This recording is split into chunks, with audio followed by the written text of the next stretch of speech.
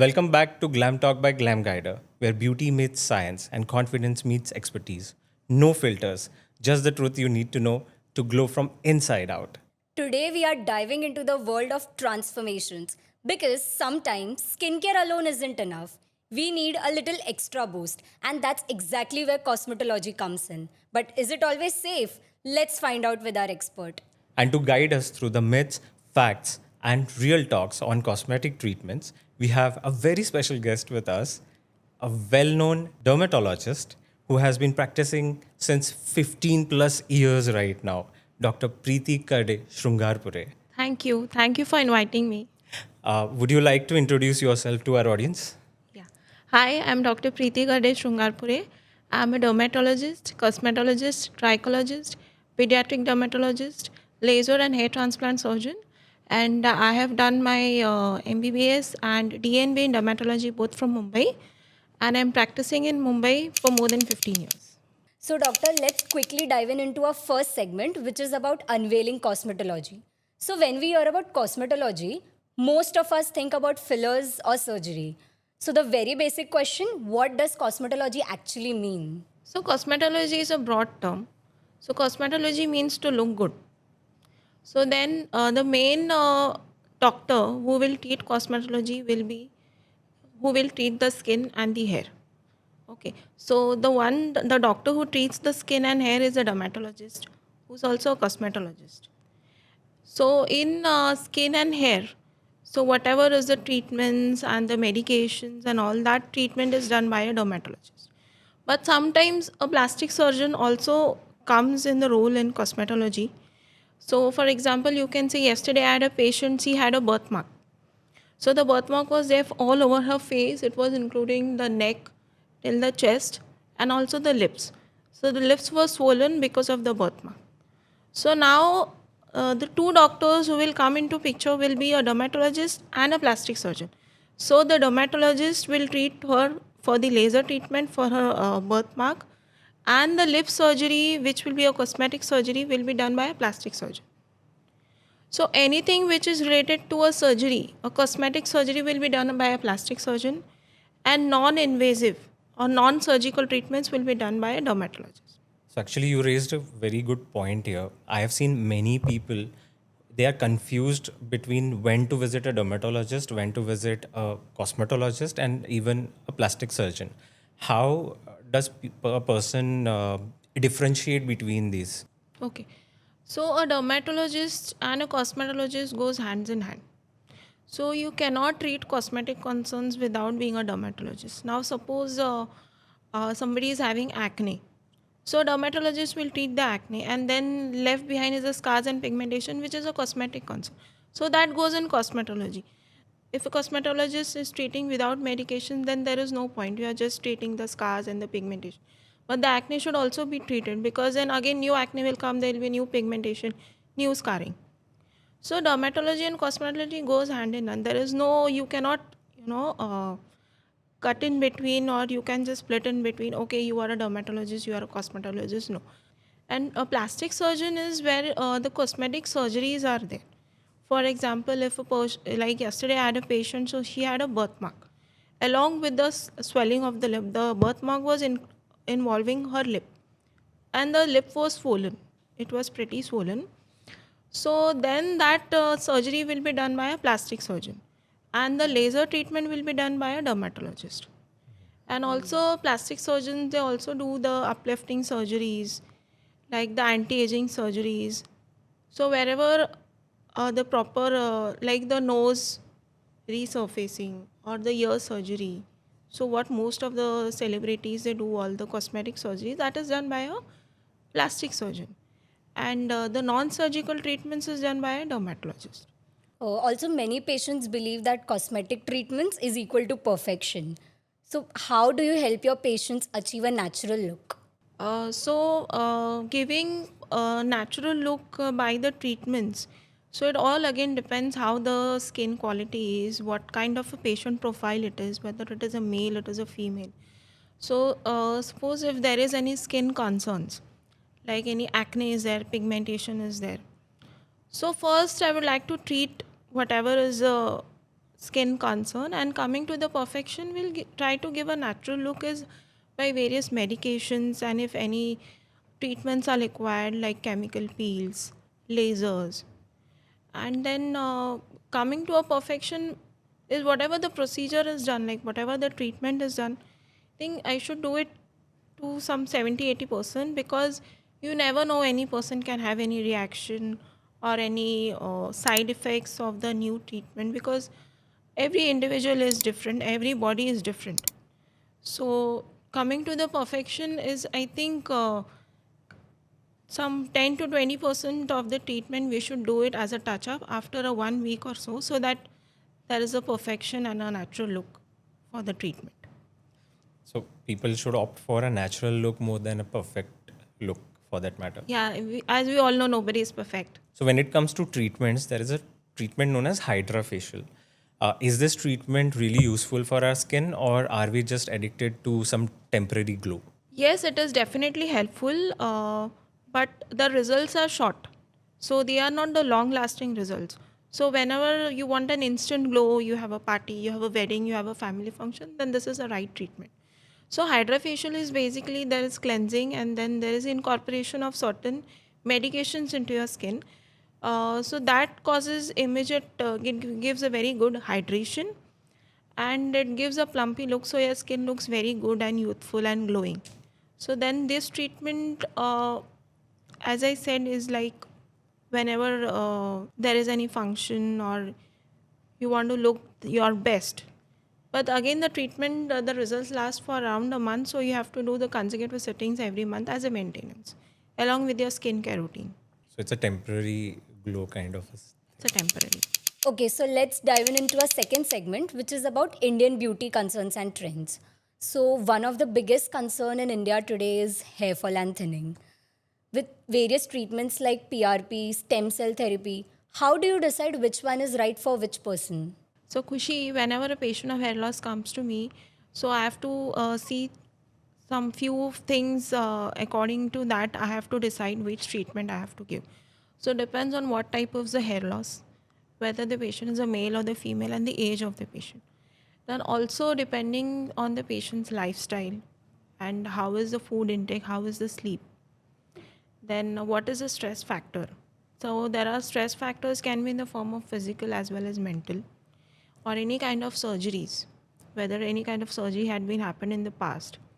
So whenever there is any kind of stress, the hair loss occurs almost after 4 to 6 months of the acute stressful event, which we call as a telogen effluent, which is the most common hair loss which we see today. And then it can also be because of certain deficiencies of certain vitamins. So like vitamin B12 and D3 is the most common vitamin deficiency which we are seeing today. So correction of all these vitamin deficiencies and correction of the stress factor is very, very important when we treat the hair loss. Along with that, certain therapies which we now give is the mesotherapy, that can be in the form of stem cell, exosomes, and the PRP treatment. That also helps a lot. Now again, deciding that which treatment I have to give to which patient again depends how severe is the hair loss. Whether the hair loss is mild, moderate, or severe, and how much urgent is it is for the patient to regain the hair back. I know the hair loss has to come back as soon as possible, but then it depends whether the patient is a bride or a groom, or if there's an upcoming event or there's some important family function, so then the treatment has to be faster. Then in such situations, then I can opt the patient for some PRP or mesotherapy, which can give the faster results. So the results are can be seen in around 4 to 6 weeks, and along with that, medications and also everything. I think it should take minimum 3 months of time. 3 to 6 months is an average time where all the hair medications and the hair treatments are to be followed. So speaking about the hair thinning, how do you decide that this patient is eligible for probably hair transplant and nothing else can be done to it? So the last grade of androgenetic alopecia, when the person has gone completely bald and only the graft area is remaining, so there is no option left. So only hair transplantation is an option for that. And even in such patients, sometimes the hair loss is so much that the even the graft area is not that much left behind. So I think the hair loss should be treated as early as possible. Even though if a person wants to go for hair transplant, At least the graft area should be good enough present. It's okay. So, with so many new beauty tech tools like skin scan apps, smart mirrors, or home devices, do these tools actually help people make better choices or confuse them even more? So yes, it definitely help, but there are always pros and cons since it is finally a machine. So it cannot substitute a human brain. So of course, it helps in to analyze the skin in a deeper depth, and there are in some magnifications are also there, like 50x or 100 times magnification of the skin is also visible, which will definitely help me in treating the skin conditions.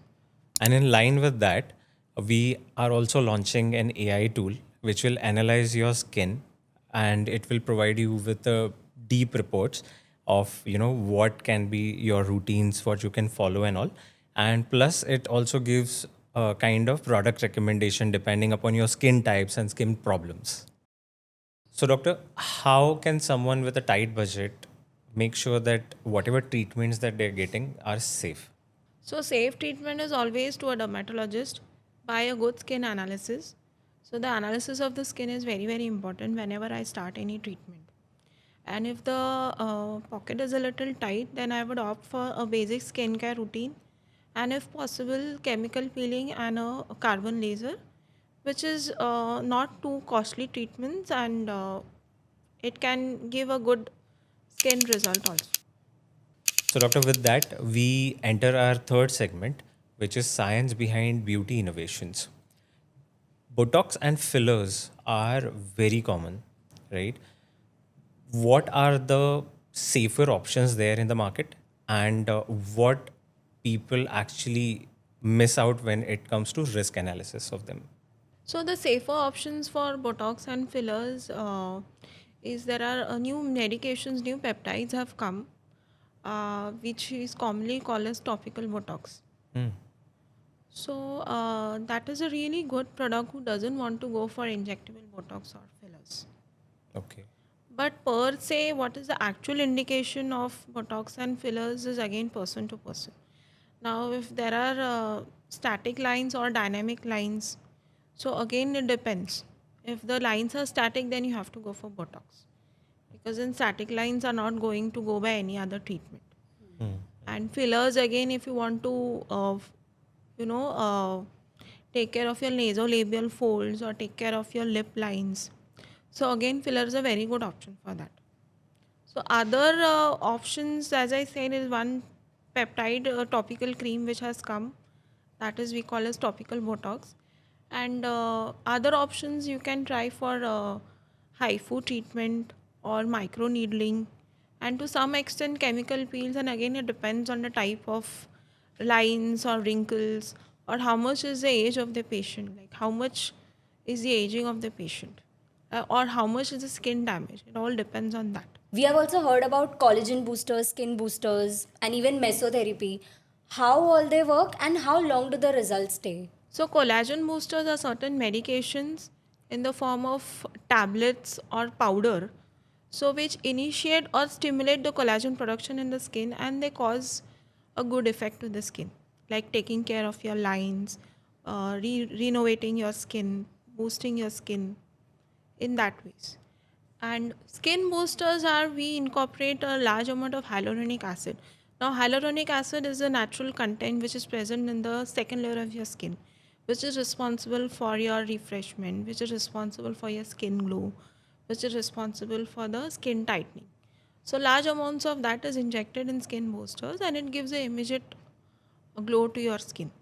But actually, the result takes at around, you can say, 4 to 6 weeks, and the result stays for around 6 to 18 months. Now, again, depends on the patient's profile, like how much is the movement of the skin lines, how much is your facial expressions. Like if the facial expressions are too much, you're using your muscles too much, then again there'll be more wrinkling, there'll be aging at a faster rate. Also depends on your lifestyle, smoking habits, drinking habits, your sleep habits. So it is quite variable. So, lasers and peels are trending these days, right? For our Indian skin, when it comes to pigmentation, scars, or even, for hair removal, which one of these works the best? Okay, so chemical peels are various kinds of chemical peels are available. like glycolic acid, salicylic acid, lactic acid, mandelic acid. So, in acne and pigmentation, I will go for salicylic and glycolic acid combination peels. So, the most common peel which will suit an Indian skin is commonly is salicylic and glycolic acid combination. And in higher grades of pigmentation, like in melasma, we'll go for higher grades of glycolic acid peels. That is like starting from 20% or 35%. So people often mix strong actives like acids and retinols, but now there's a trend of pairing them with soothing ingredients like silica and ceramides. So is this actually effective or just marketing? Yeah, it actually works because the previous medications which were containing retinol and vitamin C serums, they were causing irritation to sensitive skin and dry skin or mixed skin people. So now the newer formulations like there is one peptide related retinol and vitamin C, there are newer formulations which do not cause any irritation and they are suitable for most of the Indian skin types.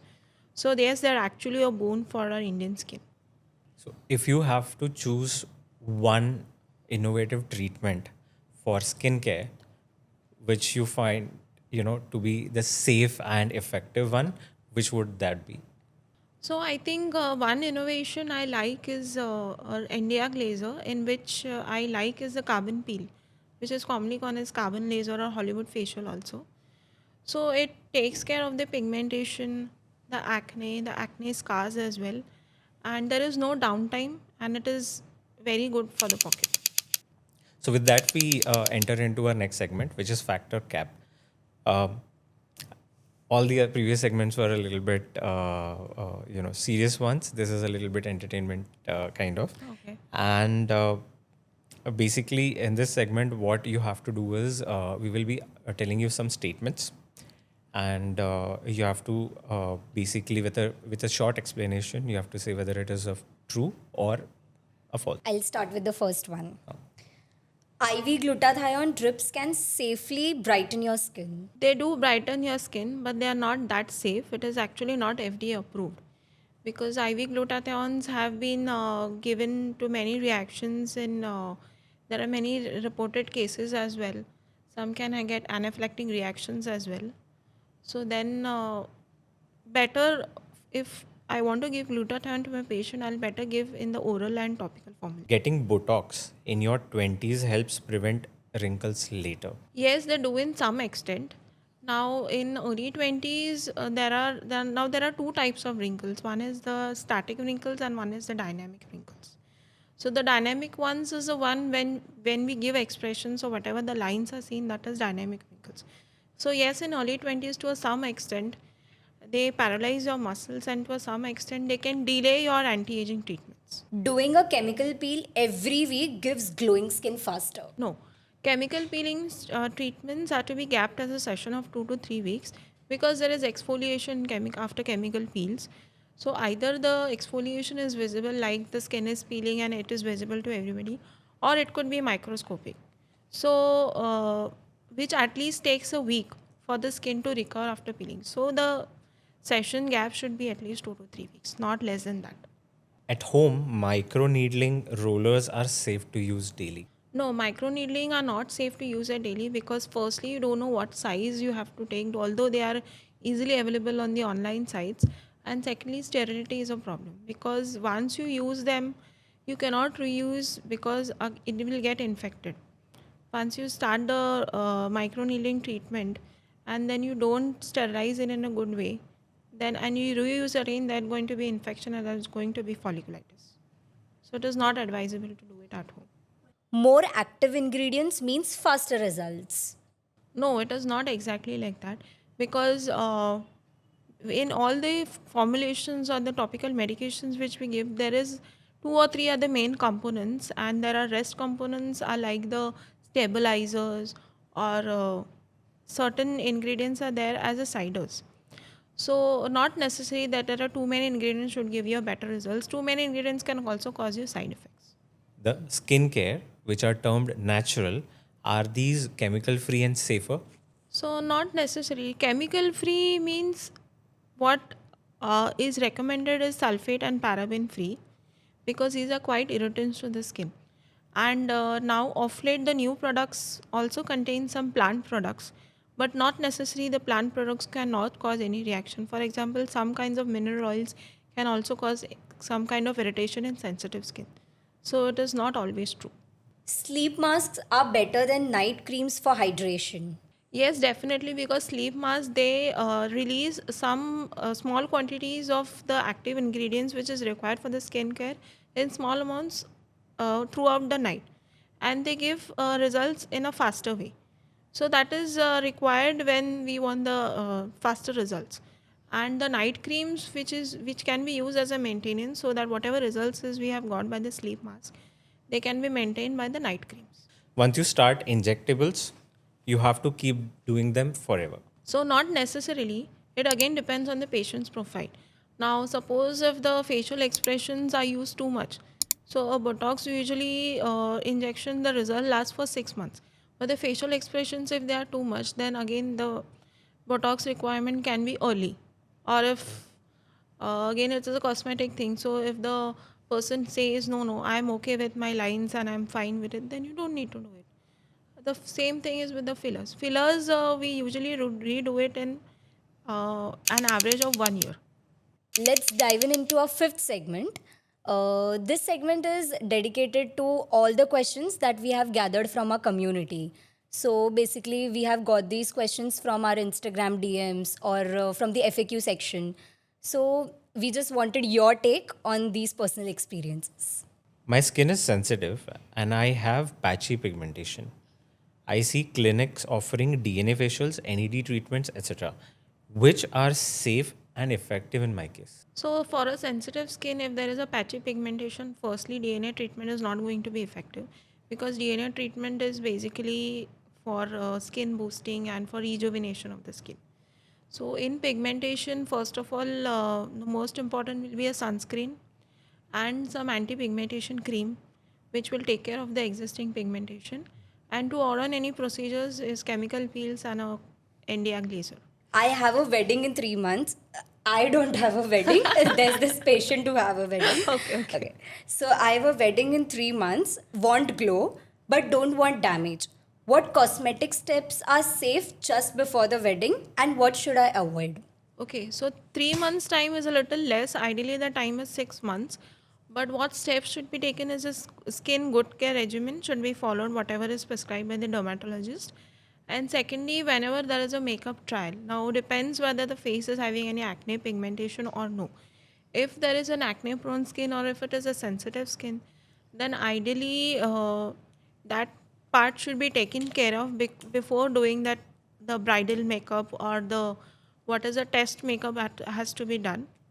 And rest the treatments or the procedures which can be done for the glow is chemical peeling and a laser treatment.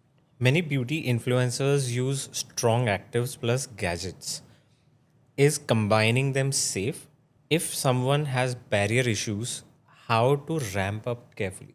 So whatever is seen on the social media is not to be completely followed. You have to, of course, check your skin by a dermatologist and then use a dermatologist prescription only.